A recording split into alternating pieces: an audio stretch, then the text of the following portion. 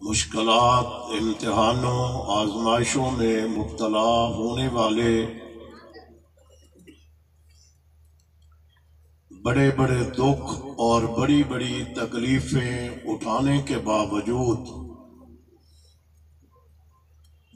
اتنی بڑی تعداد میں جمع ہو کر کے اپنے چہروں پر مسرت، شادمانی، طمانینت ظاہر کرنے والے اہل سنت والجماعت حلقہ للو کی یونٹ حضرت حنظلہ رضی اللہ تعالی عنہ کے زیر اہتمام عظمت صحابہ و اہل بیت کے عنوان سے معنون کامیاب، تاریخ ساز، پروقار پروگرام کے انعقاد پر اس حلقہ کی یونٹ کے تمام ذمہ داران کو میں دل کی گہرائی سے مبارکباد کے ساتھ ساتھ شاباش دیتا ہوں۔ قائد لاہور میرے انتہائی قابل احترام بھائی بزرگ حضرت مولانا حسین احمد صاحب، سٹیج کے اوپر حضرت مولانا محمد طاہر صاحب، حضرت مولانا مسعود احمد صاحب اور حضرت مولانا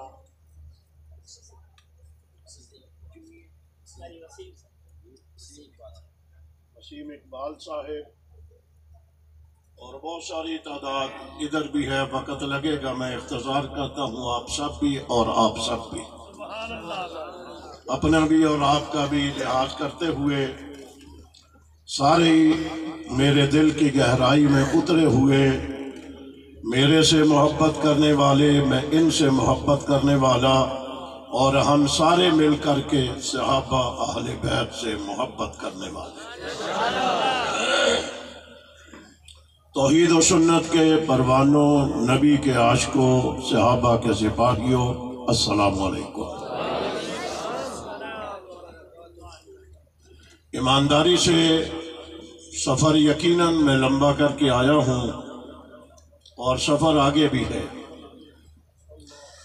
سفر کی تھکاوٹیں ضرور ہوا کرتی ہیں، مگر جب آپ کے جذبے، آپ کے ولولے، آپ کی محبتیں، آپ کے یہ خوشنما چہرے اور اتنی بڑی تعداد میں جمع ہونے والے ایک دیہات میں، اور یوں لگ رہا ہے جیسے موچی دروازہ بن گیا ہو، اتنا بڑا اجتماع دیکھ کر کے ہماری راستے کی تھکاوٹیں بھی اتر جاتی ہیں اور آپ کو دیکھ کر ہمارے حوصلے بھی بلند ہو جاتے ہیں۔ اللہ تعالیٰ آپ کو سلامت رکھے۔ حافظ حسین احمد صاحب نے یہاں کے حوالے سے بہت ساری باتیں کی ہیں، میں مجموعی طور پر یہاں کو بھی، صوبے کو، ملک کو سامنے رکھ کر کے بات کرنے کی کوشش کروں گا۔ میری کوشش ہوگی میں تھوڑے وقت میں جلدی زیادہ باتیں کرنے کی کوشش کروں۔ جہاں تک عظمت اصحاب رسول کا عنوان ہے، آپ کی توجہ رہے، میری کیا حیثیت ہے، میں ان صحابہ کا تذکرہ کروں جن کا تذکرہ آسمان کا رب کرتا ہے۔ سبحان اللہ، ذرا اونچی اونچی آپ کہیں گے۔ میں ان صحابہ کرام کی عظمت کا تذکرہ کیا کر سکتا ہوں، میری کیا حیثیت ہے، جن کا تذکرہ مختلف نبیوں کی زبانوں کے اوپر ہوتا رہا۔ میں ان صحابہ کرام کی عظمت کا تذکرہ کس حیثیت میں کروں، جن کا تذکرہ تورات، انجیل، زبور جو ہمارے پیغمبر کے آنے سے بھی پہلے نازل ہوئی تھیں، کتابیں مختلف نبیوں پہ نازل ہوئیں، تذکرہ صحابہ کرام کا کرتی ہوئی نظر آتی ہیں۔ میری مراد ہے ذالک مثلہم فی التورات ومثلہم فی الانجیل، تورات و انجیل کھول کر کے بیٹھ جاؤ، नबी के सहाबा का तज़किरा करती नजर आती है।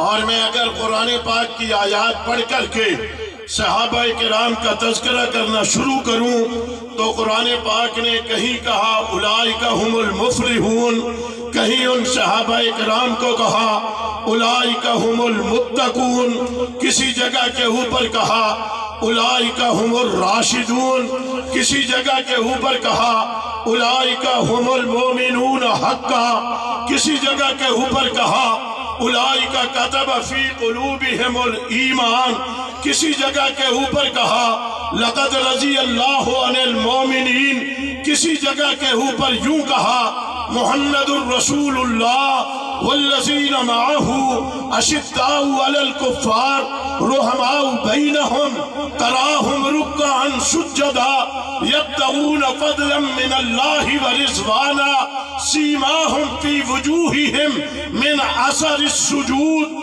आगे है ज़ालिका मसलुहुम फित तौरात व मसलुहुम फिल इंजील। ये कुरान पाक तज़किरा किन का करता है? ऊंची आवाज से किसका तज़किरा करता है? मुफलिहून कुरान पाक ने किसको कहा? मुत्तकून कुरान पाक ने किसको कहा? राशिदून कुरान पाक ने किसको कहा? कतब फी कुलूबिहिमुल ईमान किसको कहा? अल्ज़महुम कलिमतत तक़वा किसको कहा? कानू अहक्क बिहा किसको कहा? व अहलहा किसको कहा? रज़ियल्लाहु अनिल मोमिनीन किसको कहा? कुरान पढ़ते जाइए, मेरी कोई हैसियत नहीं है, मैं कुरान की आयत का तर्जुमा करूंगा। मुझे सहाबा नजर आए थे। मैंने कल इस्लामाबाद में बुखारी शरीफ का खत्म था, मैं बुखारी शरीफ के खत्म के ऊपर गुफ्तगू कर रहा था। मैंने कहा कि बुखारी की पहली हदीस है इन्नमल आमालु बिन्नियात, इसको रिवायत करने वाला ये भी सहाबी रसूल है जिसका नाम खत्ताब का बेटा उमर कहलाता है। और इमाम बुखारी की आखिरी हदीस लाए हैं कलिमतानी हबीबतानी इलर रहमान खफीफतानी अलल लिसान सकीलतानी फिल मीज़ान सुबहानल्लाहि व बिहम्दिही सुबहानल्लाहिल अज़ीम। इस हदीस को रिवायत करने वाले कौन हैं? कौन है? हज़रत अबू हुरैरा हैं। सहाबा में से हज़रत अबू हुरैरा हैं। मैंने वहां कहा यहाँ उलमा भी बैठे हैं, तुलबा भी बैठे हैं, मैं आपकी मौजूदगी में जुमला बोल रहा हूँ।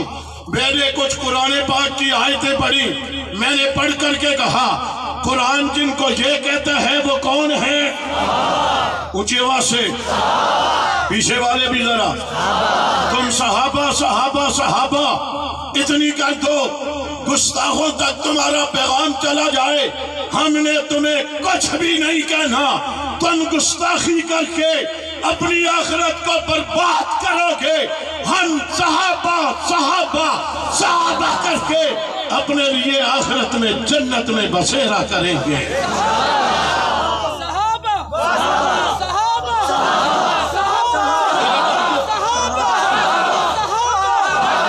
वो सहाबा जिनके लिए अल्लाह के नबी ने फरमाया इन्नल्लाह अख्तारनी, फरमाया नबियों ने, रब ने मेरा इंतखाब किया। ये हमारे नबी फरमाते हैं आदम से लेकर ईसा तक 1,44,000 नबी आए। फरमाया इन नबियों ने, रब ने मेरा इंतखाब किया। मेरे इंतखाब के बाद फरमाया वख्तार अली असहाबी, फिर मेरे लिए मेरे सहाबा का इंतखाब किया। यारो जिस जमात का इंतखाब आसमान के रब ने किया हो और नबी के लिए किया हो, वो इंतखाब गलत हो सकता है? नहीं। हो सकता है? नहीं। आपके यहाँ भी इंतखाबात होते हैं, जब इलेक्शन आते हैं उम्मीदवार हर पार्टी का आता है, हर एक अपने उम्मीदवार के हक में बोलता है, उसकी तारीफ करता है, फदाइल बयान करता है, अच्छाइयाँ बयान करता है। 3 महीने 4 महीने गुजरते हैं, फिर उसी की बुराई होनी शुरू हो जाती है। कहते हैं ہم نے تو یہ سمجھ کر کے انتخاب کیا تھا، ہمیں کیا پتا تھا کل یہ ہمارے اعتماد پہ پورا نہیں اترے گا۔ یہاں اعتماد پہ کوئی پورا اترتا نظر نہیں آتا۔ آپ نے ابھی چند روز پہلے اسلام آباد میں دیکھا، سینٹ کا انتخاب ہوا، پھر چیئرمین سینٹ کا انتخاب ہوا، کہا گیا 7 ووٹ ادھر کے ادھر چلے گئے، ادھر کے اگلے دن ادھر آ گئے، کسی کے ضائع کر دیے گئے، کسی کے ضائع ہو گئے۔ یہ تمہارا انتخاب ہے، تمہارا انتخاب غلط ہو سکتا ہے، رب کا انتخاب غلط ہو سکتا۔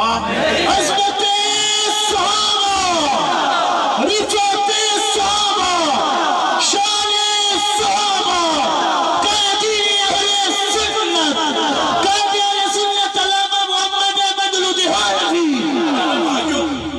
میرے بھائیوں، جس نبی کے سر پہ ختم نبوت کا تاج سجا کر کے رب نے یہ اعلان کر دیا تھا اب قیامت آئے گی نیا نبی نہیں آئے گا، ٹھیک کہہ رہا ہوں؟ جس نبی کو آخری نبی بنایا گیا، جس کو آخری کتاب دے دی گئی، جس کو آخری آپ کی شکل میں امت عطا کر دی گئی، کہہ دیا نبی بھی نہیں آئے گا، کتاب بھی نہیں آئے گی، امت بھی نہیں آئے گی، اور اگلا میرا جملہ صحابہ بھی آخری صحابہ تھے، صحابہ کے بعد کوئی صحابی بھی آئے گا نہیں۔ جب نبی بھی آخری، کتاب بھی آخری، امت بھی آخری، صحابہ بھی آخری، تو قیامت تک کے لیے نبی کو جو دین دے کر کے بھیجا تھا وہ دین کمزور ہونا تھا یا مضبوط ہونا تھا؟ مضبوط ہونا تھا یا کمزور ہونا تھا؟ جس نے قیامت تک کے لیے رہنا تھا، رب کو پتا تھا اب نبی نہیں آئے گا، نبی کا دین جو تھا وہ لے کر کے آئے، نبی نے وہ دین پیش کیا، جن کے سامنے پیش کیا ان کو سامنے بیٹھ کر کے لینے والے کون تھے؟ کون تھے؟ کون تھے؟ صحابہ۔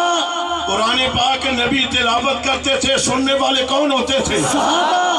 پیغمبر بولتے تھے، پیغمبر کی زبان سے نکلے ہوئے الفاظوں کو محفوظ کرنے والے کون ہوتے تھے؟ صحابہ۔ صحابہ نے ایسا محفوظ کیا، 1450 سال گزر گئے، قرآن پاک بھی محفوظ ہے، حدیث مبارکہ بھی محفوظ ہے، لادین قوتوں نے پہلے بھی چاہا قرآن پاک کو ختم کر دے، ختم کرنے والوں کا نام و نشان مٹ گیا، مٹا دیا گیا، حدیث مبارکہ کا انکار کرنے والے ان کا نام و نشان مٹ گیا، ان کی آخرت برباد ہو گئی، قیامت آ جائے گی، اللہ کا قرآن بھی باقی رہے گا، حدیث مبارکہ بھی باقی رہے گی۔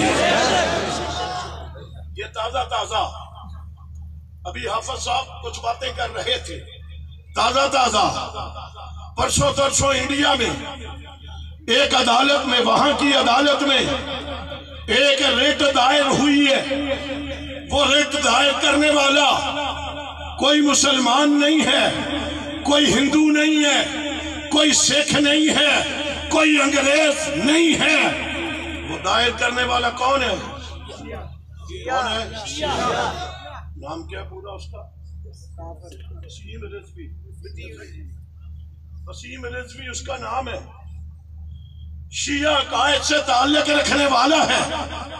اس نے انڈیا کی عدالت میں مقدمہ دائر کیا، عنوان کیا رکھا؟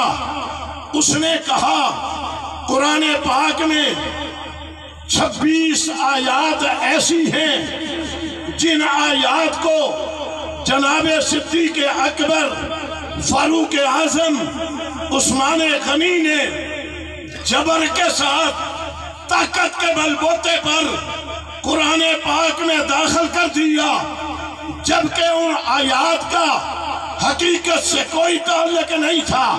1450 سال کے بعد اس کو یہ یاد آیا کہ صدیق عمر عثمان نے ان آیات کو داخل کیا تھا، مطالبہ اس نے کیا ہے ان آیات کو قرآن سے نکال دیا جائے۔ میں اس इंडिया के रहने वाले उस रिजवी को कहना चाहता हूं, तू एक क्या तेरी हैसियत है, तू अपने साथ पूरी दुनिया कुफर को मिला करके खड़ा हो जाए, फिर खड़े होने के बाद तुम सर नीचे करो और टांगे ऊपर कर लो।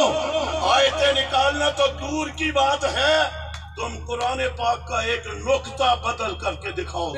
ललकार है, ललकार है, ललकार है, ललकार है, जिंदा है जंगली, जिंदा है जंगली, लुधियानवी की शक्ल में जिंदा है जंगली। एक जबन, एक मिनट ठहरो, तुम्हें कहने की कोई जरूरत नहीं है।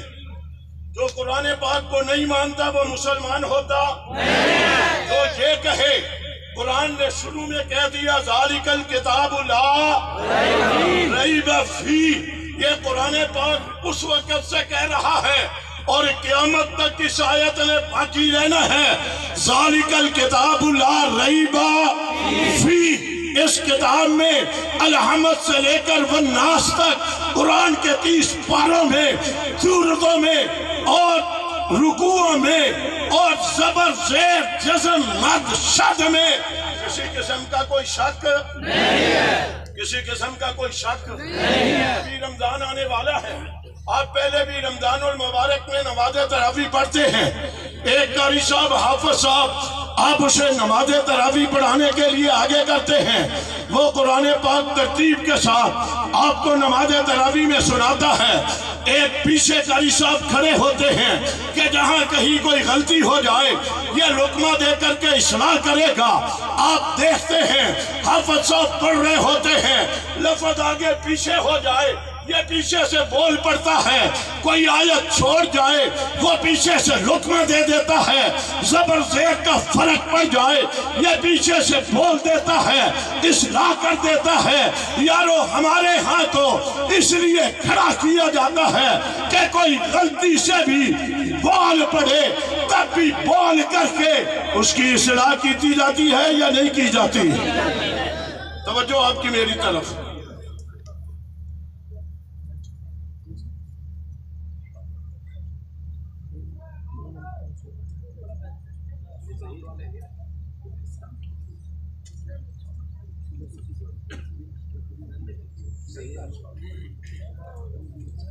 माशाअल्लाह, अल्लाह का शुक्र है। पहले कई लोग हमसे डरते थे, अल्लाह का शुक्र है हमारे करीब आने शुरू हो गए। नारा तकबीर, जिंदा है जंगली, जिंदा है जंगली, अज़मते सहाबा। इसलिए आए जिन्होंने हमें दूर दूर से देखा था, वो हमें दहशतगर्द समझते रहे, वो हमें इंतहा पसंद कहते रहे, वो हमें फिरका वारियत फैलाने का ताना देते रहे। जिसने हमें करीब आकर के देख लिया उसने कहा तुम से बेहतर कोई भी नहीं है। ये मैंने बड़े बड़े इजलासों में, प्राइम मिनिस्टर हाउस में बैठकर, ईवान सदर में, यहाँ लाहौर के गवर्नर हाउस में, यहाँ बैठ कर के हमने अपनी बात मनवाई है कि अज़मते असहाबे रसूल के नामूस के तहफ़्फ़ुज़ के लिए हमने जो तहरीक चलाई हुई है, हम न मुल्क के दुश्मन हैं, न दहशतगर्द हैं, न तखरीबकार हैं, न फिरका वारियत फैलाने वाले हैं। इस्लाम सहाबा ने नबी से लिया है और लेकर के उम्मत को दिया है। जिन सहाबा ने इस्लाम लेकर के उम्मत को दिया है, हम उनकी गुस्ताखी बर्दाश्त नहीं करते। इसके बाद ये कोई बड़ी बात है, ये कोई सख्त बात है। यहाँ तो जमातें पता नहीं एक दूसरे को क्या क्या कुछ कह रही है, और फिर हर जमात का कारकुन अपने लीडर के खिलाफ कही जाने वाली गुफ्तगू को बर्दाश्त नहीं करता।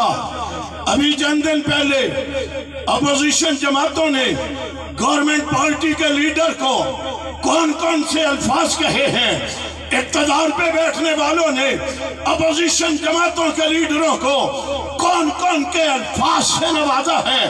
جب کوئی یہ کہتا ہے تو آگے سے جواب آتا ہے میں اپنے لیڈر کی توہین برداشت نہیں کرتا.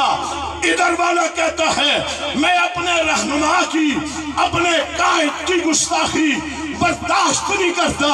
میں نے کہا نہیں ہونی چاہیے. تمہیں یہ لیڈر تمہاری ان سے محبت ہے. میری محبت صدیق و عمر عثمان و علی سے ہے.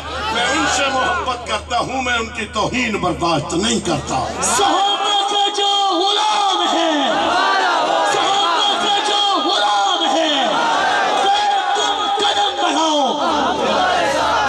میں جلدی میں میری بات لمبی ہو جائے گی. یہ مہینہ آج ختم ہوا رجب کا. یہ جو ابھی گزر کر کے گیا مہینہ آج نیا چاند طلوع ہو گیا.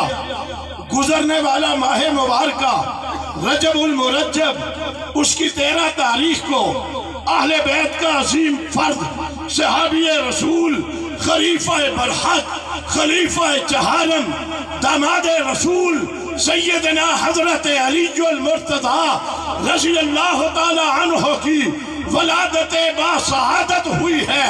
علی المرتضی کی ولادت ہوئی تو اللہ کے نبی نے ان کے والد ابو طالب سے کہا کہ آپ کے گھر کے حالات سے میں واقف ہوں. آپ علی مجھے دے دیں. یہ نبی کہہ رہے ہیں اللہ کے نبی فرما رہے ہیں علی کو مجھے دے دیں. ابو طالب نے بچپن ہی میں علی المرتضی کو نبی کے سپرد کر دیا. میں جملہ کہنا چاہوں گا بچپن میں علی نبی کے پاس آیا اور چلتے چلتے پیغمبر نے کس انداز میں تربیت کی ہوگی بچپن میں کیسے پیار کیا ہوگا کیسے پیغمبر نے علی المرتضی کے ساتھ محبت کی ہوگی. وہ وقت بھی آئے تھے گود نبی کی ہوتی تھی سر علی المرتضی کا ہوا کرتا تھا.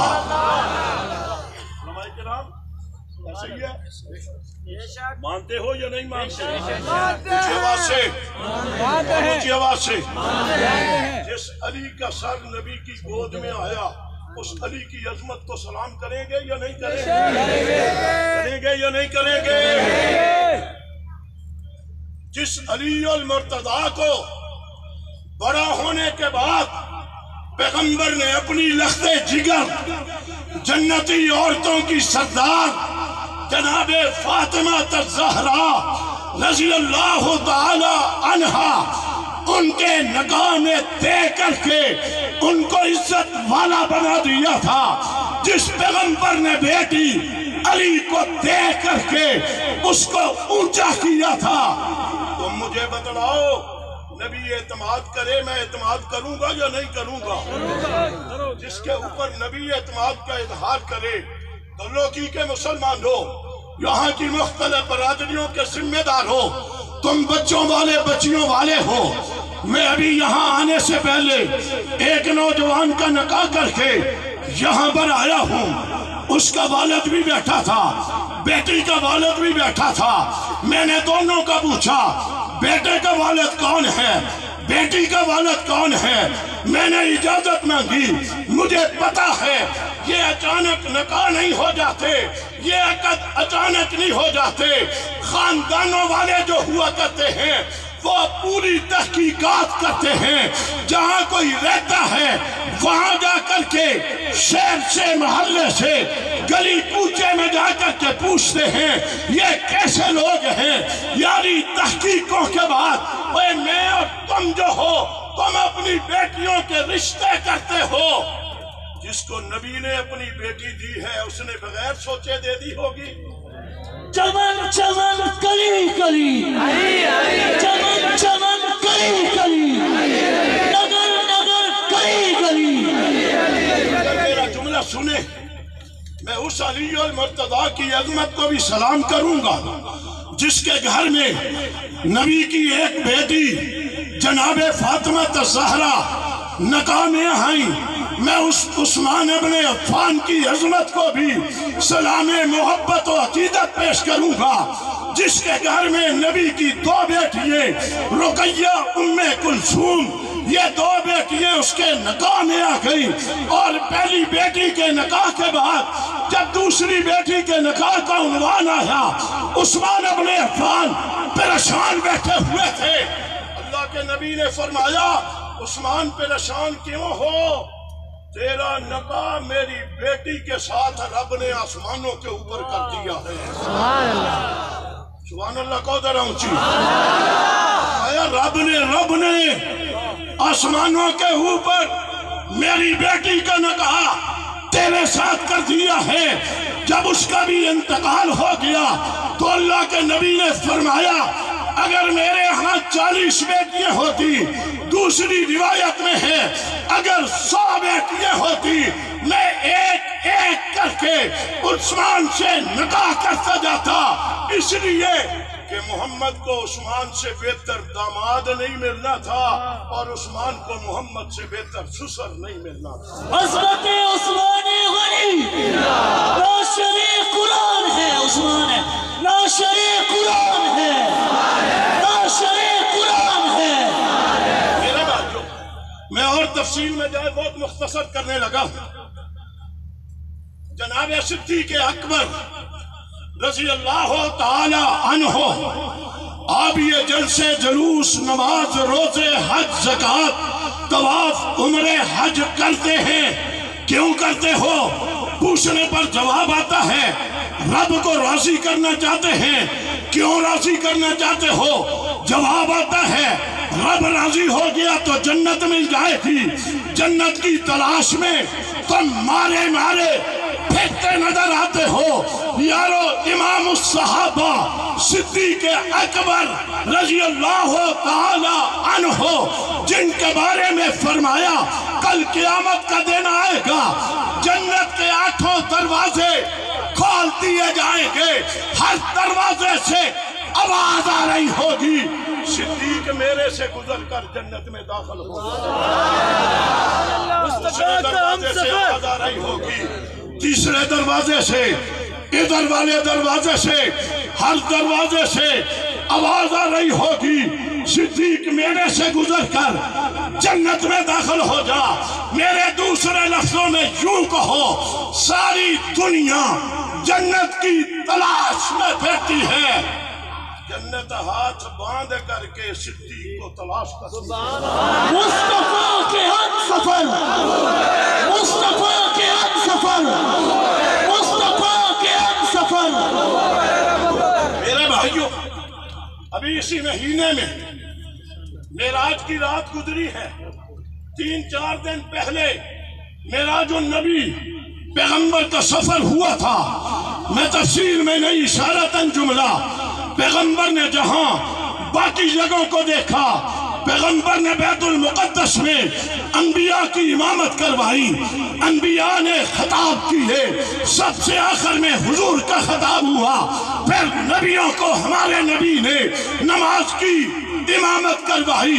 اس رات میں اللہ کے نبی فرماتے ہیں میں نے جنت کو دیکھا اور میں نے جنت میں حضرت عمر کا بنا ہوا محل دیکھا۔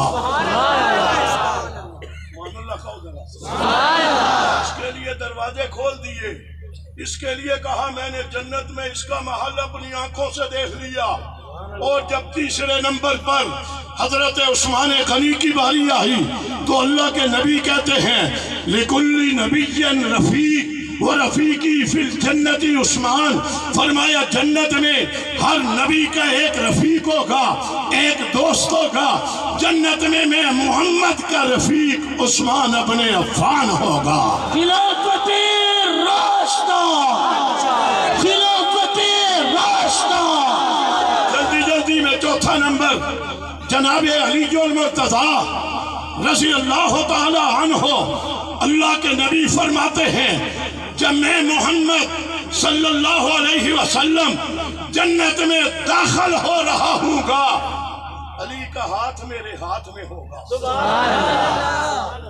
علی کا ہاتھ، میں نے چاروں کی بات کر دی، آگے چلوں گا، وقت لگے گا انشاءاللہ کسی اور موقع پر۔ میں نے چاروں خلفائے راشدین کی بات کر دی، ایک کے لیے جنت کے دروازے کھول دیے، ایک کا جنت میں محل نبی کہتے ہیں اپنی آنکھوں سے دیکھ لیا، ایک کو کہا میرا رفیق جنت میں ہوگا، اور چوتھے نمبر والے کا ہاتھ پکڑ کر کے جنت میں لے کر کے جا رہے ہوں گے، اور جنتی جماعت سے محبت کرنے والے دلوکی میں جمع ہونے والے سنیوں تمہیں مبارک ہو۔ ہمارا تعلق ان خلفائے راشدین کے ساتھ ہے جن کا جنت کی بشارتیں دنیا میں دے دی گئی ہیں۔ جو جنتیوں سے تعلق رکھے گا، محبت کرے گا، وہ اسی جگہ پہ جائے گا جہاں وہ جائیں گے جن سے محبت کی جائے گی۔ اللہ کے نبی کا فرمان ہے المرء مع من احبا، دنیا میں جس سے محبت کرو گے تمہارا حشر کل قیامت کے دن اسی کے ساتھ۔ انتہائی واجب الاحترام، میں نے اختصار کے ساتھ یہ کچھ فضائل بیان کیے۔ میں کہنا یہ چاہوں گا، حافظ حسین احمد صاحب نے تو لاہور کے حوالے سے، یہاں کے حوالے سے کچھ باتیں کی۔ میں آپ کو بتاؤں، میرے پاس 300 سے زائد FIR جو ہے میرے پاس، اس سے زائد ہیں میرے پاس ہیں، گستاخیوں کی، صدیق اکبر کی گستاخی، فاروق اعظم کی گستاخی، عثمان غنی کی، علی المرتضیٰ کی، خاندان نبوت کی، اہل بیت کی، بنات النبی کی، یارو نبی کی بیٹیوں کا سرے سے انکار ہی کر دیا۔ یہ گستاخیاں ہوئی۔ گستاخیاں کرنے والا ایک ہی طبقہ ہے، دوسرا کوئی نہیں ہے۔ میرے اگلے جملے پہ غور کرنا ممکن ہے کوئی اداروں کے لوگ یہاں جمع ہوں گے، موجود ہوں گے، میری بات توجہ سے وہ سنیں۔ ہم نے سنا تھا پچھلے محرم سے پہلے ہمیں بتایا گیا تھا حالات ٹھیک نہیں ہے، کچھ بھی ہو سکتا ہے، ادھر انڈیا ہے، ادھر ایران ہے، ادھر افغانستان ہے، ادھر امریکہ ہے، یہ سر جوڑ کر کے بیٹھے ہیں، ملک کو خراب کرنا چاہتے ہیں، پاکستان کے امن کو برباد کرنا چاہتے ہیں، پاکستان کا معاشی نظام جو سی پیک کے ساتھ اس وقت وابستہ ہے، دنیا کفر سے برداشت نہیں ہو رہا، اسے ناکام کرنے کے لیے سازشیں کی جا رہی ہیں، معاشی لحاظ سے اس ملک کو کمزور کرنے کی کوششیں کی جا رہی ہیں۔ یہ باتیں ہم نے سنی، مختلف دفاتر میں مختلف ذمہ داروں سے سنی۔ کچھ بھی ہو سکتا ہے، ادھر سے ہو سکتا ہے، ادھر سے ہو سکتا ہے۔ پھر محرم آیا تو گستاخیاں شروع ہو گئیں، ہوئی ہم نے کی یا کسی اور نے کی؟ ادھر سے ہوئی یا ادھر سے ہوئی؟ خطرے کا اظہار آپ نے کیا تھا کہ ملک کو نقصان پہنچانے کے لیے یہ ہو سکتا ہے شیعہ سنی فسادات کرایا جائے گا۔ لاہور میں پریس کانفرنس ہوئی، ایک جماعت کے ذمہ داروں نے پریس کانفرنس کی، آپ کی لاہور کی پنجاب اسمبلی نے ایک بل متفقہ منظور کیا، تمام نے ہاتھ کھڑے کر کے اس کی تائید کر دی۔ وہ بل ہم نے پیش نہیں کیا، وہ مسلم لیگ کاف کے ذمہ داروں نے پیش کیا جو گورنمنٹ کے اتحادی ہیں۔ قرارداد بل وہ لے کر کے آئے، میں نے شکریہ ادا کیا پرویز الہی صاحب کا، ان کی جماعت کے ذمہ داران کا، پی ٹی آئی والوں نے اتفاق کیا اس بل کے ساتھ، ہم نے شکریہ ادا کیا، مگر ایک جماعت کے ذمہ داروں نے لاہور میں بیٹھ کر کے پریس کانفرنس کر کے کہا ہم اس بل کو پورے کے پورے کو مسترد کرتے ہیں، ہم اس بل کو نہیں مانتے۔ یہ کہنے والا کون تھا؟ بل گورنمنٹ کی طرف سے آیا، اسمبلی نے منظور کیا، گورنمنٹ پارٹی نے پیش کیا، ہم نے قبول کر لیا، دیوبندی بریلوی اہل حدیث پاکستان کے تمام نے شکریہ ادا کیا، مبارکبادیں دیں۔ شیعہ نے کہا ہم نہیں مانتے، میں نے کچھ نہیں کہنا، میں نے ان بل پیش کرنے والوں سے کہنا ہے تمہارے بل کے اوپر تنقید میں کرتا، میں نے قانون کی زد میں آ جانا تھا جنہوں نے پریس کانفرنس کر کے پورے بل کو مسترد کیا۔ میرا سوال ہے ان کے لیے قانون حرکت میں کیوں نہ آیا؟ آنا چاہیے تھا، آنا چاہیے تھا۔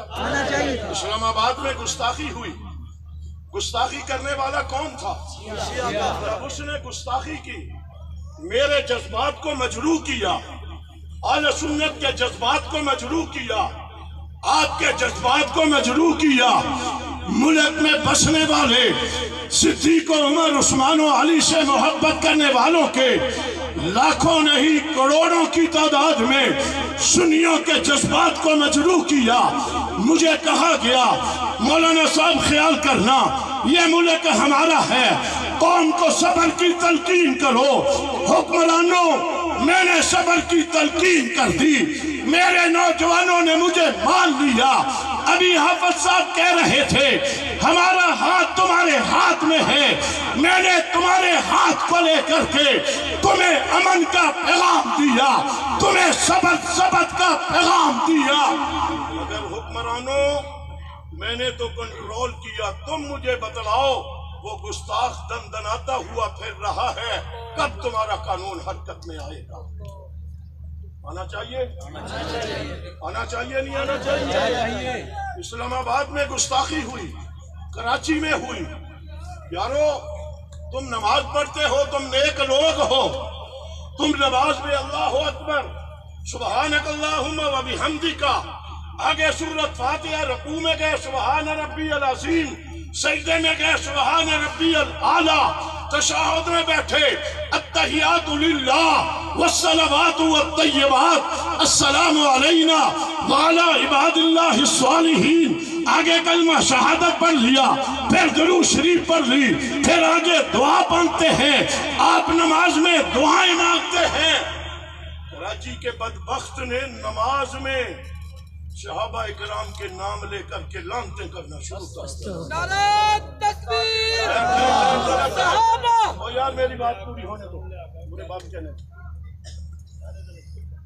تم نماز میں اللہ کی رحمت مانگتے ہو اور رحمت نمازی کے اوپر آتی ہے، اور یہ بدبخت کیا کہہ رہا ہے؟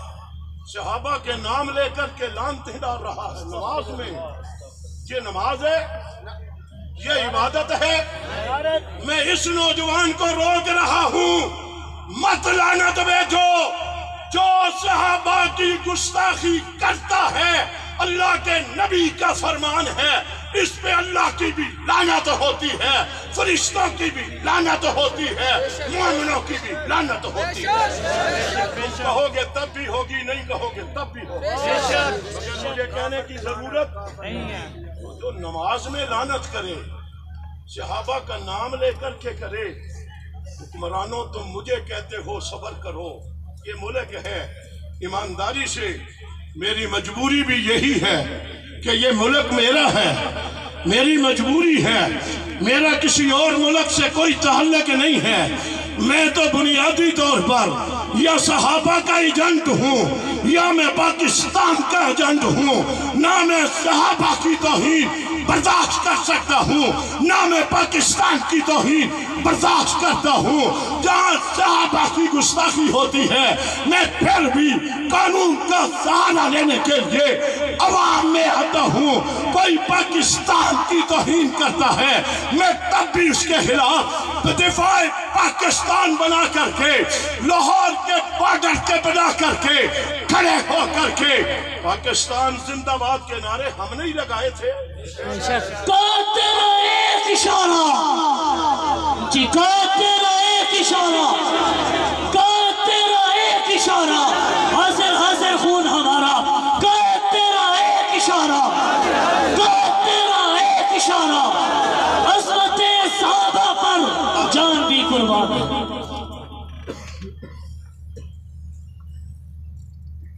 آئینی طور پر میرا یہ مطالبہ کرنا میرا حق ہے یا نہیں ہے یا نہیں ہے؟ میں مطالبہ بھی قانون کا کر رہا ہوں، میں اس قوم کو نہیں کہتا سڑکوں پہ نکل آؤ، میں نہیں کہتا گراؤ جلاؤ کرو، میں نہیں کہتا طاقت کا استعمال کرو، کوئی مشکل نہیں ہے۔ اہل سنت والجماعت اس ملک کی واضح اکثریت ہے، اگر واضح اکثریت کوئی فیصلہ کر بیٹھے ان کا راستہ کوئی روک سکتا ہے؟ مگر میں کیا کروں، میری مجبوری ہے، میں پاکستانی ہوں، میں ایرانی ہوں، نسل نہیں ہوں، میری مجبوری ہے، میں پاکستانی ہوں، میں پاکستان کے خلاف کوئی بات برداشت کر سکتا نہیں۔ ہونا چاہیے، قانون بننا چاہیے، نہیں بننا چاہیے؟ اس لیے کہتے ہیں قانون بننا چاہیے۔ جب قانون نہیں ہوگا گستاخی ہوگی، احتجاج ہوگا، گستاخی ہوگی، دھرنا ہوگا، گستاخی ہوگی، نعرہ ہوگا، گستاخی ہوگی، قتل و قتال ہوگا، گستاخی ہوگی، فرقہ واریت پہلے کی، گستاخی ہوگی 80-90 کی دہائی کے حالات پھر کہیں پیدا نہ ہو جائیں۔ انڈیا بھی یہ چاہتا ہے، ایران بھی یہ چاہتا ہے، امریکہ بھی یہ چاہتا ہے۔ میں نے اس ملک کی محبت میں پاکستان کے دشمنوں کی سازشوں کو ناکام بنا دیا ہے۔ پاکستان کے دشمنوں انشاءاللہ آنے والے وقت میں بھی تمہاری ساری ان ملک دشمن جو تمہاری سازشیں ہیں انشاءاللہ آنے والے وقت میں بھی تمہاری سازشوں کو ناکام بنا کر کے دم لوں گا۔ آپ میرے ساتھ میری آواز پہ لبیک کہتے رہیں گے، میرے ساتھ چلتے رہیں گے۔ حافظ حسین احمد صاحب آپ کو جہاں بلائیں آؤ گے، رمضان المبارک آ رہا ہے، شہداء کا اسیروں کا خیال کرو گے، اپنی جماعت سے محبت کرو گے، صحابہ اہل بیت سے محبت کرو گے۔ میں پھر ایک مرتبہ شکریہ ادا کرتے ہوئے اس یونٹ کے تمام ذمہ داران کو دل کی گہرائی سے مبارکباد کے ساتھ ساتھ پھر ایک مرتبہ شاباش دیتا ہوں۔ الحمدللہ رب العالمین والعاقبۃ للمتقین والصلاۃ والسلام علی رسولہ محمد وعلی آلہ وصحبہ اجمعین۔ اللہ یہ سارے نوجوان، یہ بزرگ صحابہ اہل بیت اور پیغمبر سے محبت کرنے کے لیے یہاں آئے، کتنی دیر بیٹھے، اللہ ان کے آنے کو قبول فرما، ان کے بیٹھنے کو قبول فرما، ہماری محبت کو قبول فرما، کل قیامت کے دن صحابہ اہل بیت کے ساتھ ہمارا حشر فرما۔ اللہ جو لوگ صحابہ کرام کے خلاف گستاخیاں کرتے ہیں، اس ملک کو نقصان پہنچانا چاہتے ہیں، یہاں پر فرقہ واریت پھیلا کر کے ملک کے امن کو خراب کرنا چاہتے ہیں، اللہ ان کو تو عبرت کا نشان بنا دے۔ پاکستان کی حفاظت فرما، ملک کے اداروں کی حفاظت فرما، یہاں کے رہنے والوں کی حفاظت فرما۔ صلی اللہ تعالیٰ علیہ خیر خلق محمد۔